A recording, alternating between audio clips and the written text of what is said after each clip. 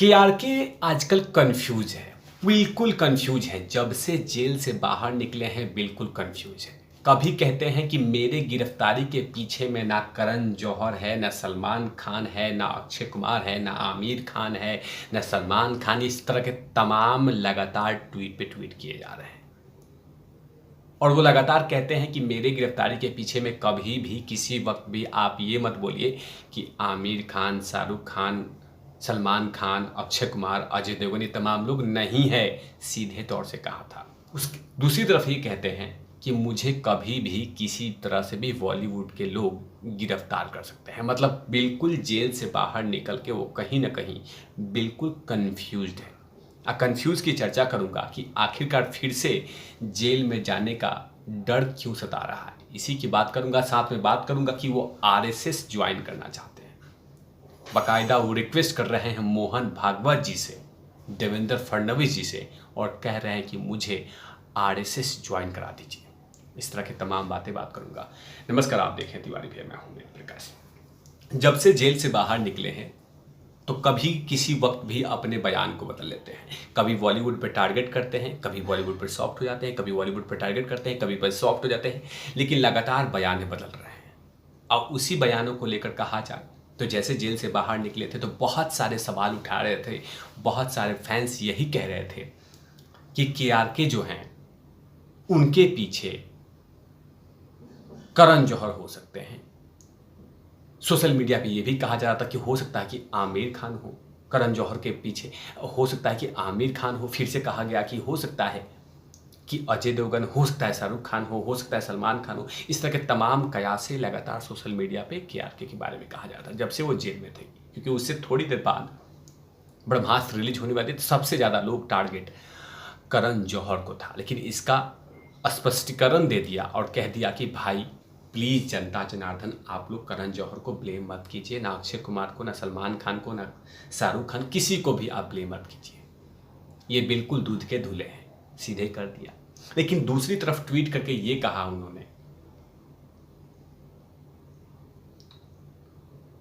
कि अगर बॉलीवुड के लोग मुझे फिल्म की रिलीज से पहले दोबारा जेल में नहीं डाले तो मैं फिल्म विक्रम वेदा का रिव्यू जरूर करूंगा।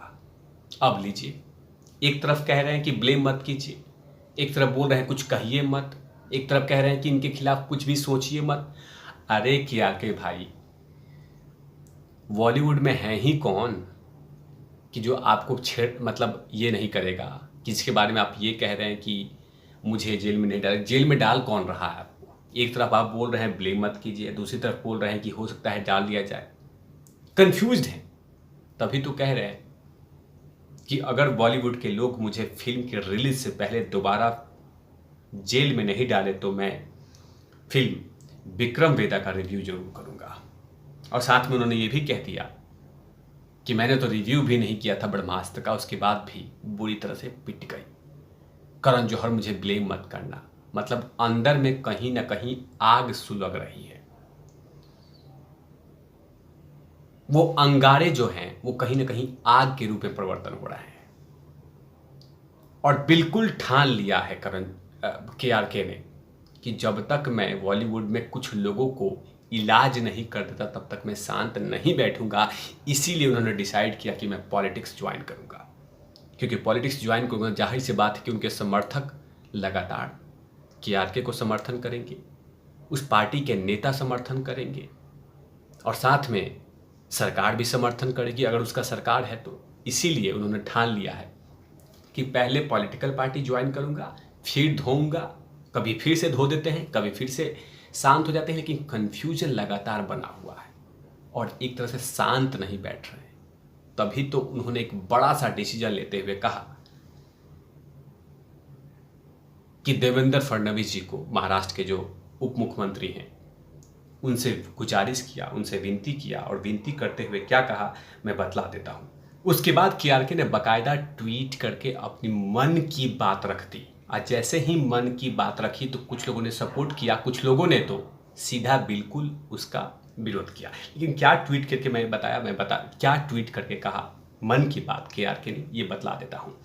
आदरणीय मोहन भागवत जी, मैं आरएसएस में भर्ती होने के लिए तैयार हूँ। अगर आरएसएस को मेरी ज़रूरत है तो मैं बिल्कुल तैयार हूँ। और इस ट्वीट को हाथ जोड़े हुए इमोजी के साथ देवेंद्र फडणवीस, जो कि अभी डिप्टी सीएम है महाराष्ट्र के, उनको, मोहन भागवत जी को और साथ में आरएसएस को टैग करते हुए अपनी मन की बात बाकायदा KRK ने कह दी कि मैं आरएसएस ज्वाइन करना चाहता हूं, मैं आरएसएस के लिए तैयार हूं। इस तरह के तमाम बातें कह दिया। लेकिन जैसे ही उन्होंने कहा ये बातें KRK ने, उसके बाद बाकायदा KRK के समर्थन में बहुत लोग खड़े भी हुए कि आरएसएस अच्छी संगठन है, आप अच्छी बात है आपने ज्वाइन किया। लेकिन कुछ लोगों ने कहा कि दूर रखिएगा मोहन भागवत जी, KRK को बीजेपी या आरएसएस ज्वाइन मत कराइएगा, क्योंकि ये कभी भी कुछ भी बोल सकते हैं। ये भी बात कहा। लेकिन क्या लोगों का प्रतिक्रिया थी वो बतला देता हूँ। एक यूजर ने लिखा कि भैया ब्रह्मास्त्र के बारे में कुछ बताइए, हमने आपको बहुत मिस किया।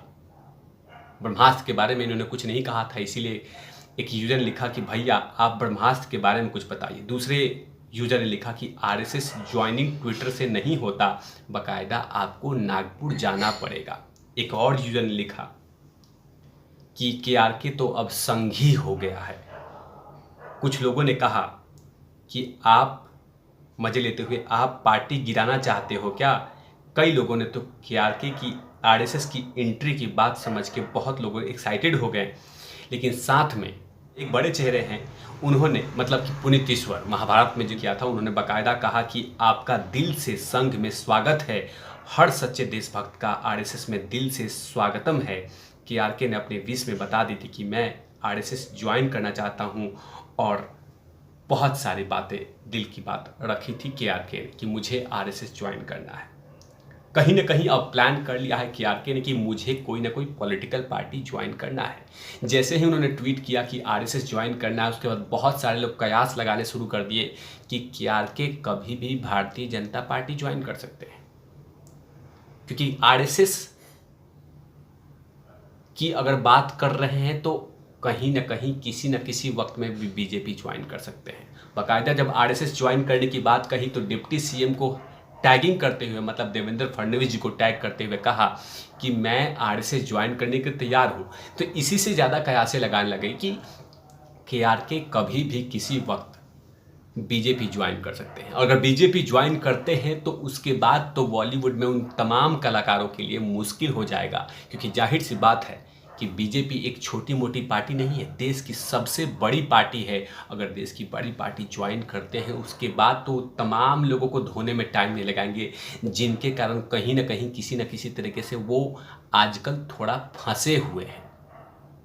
अब देखते हैं कि आरएसएस के बाद क्या पता कभी भी भारतीय जनता पार्टी के ज्वाइन करने की बात कहे। लेकिन इन तमाम चीज़ों पे तिवारी भैया की लगातार नजर रहेगी।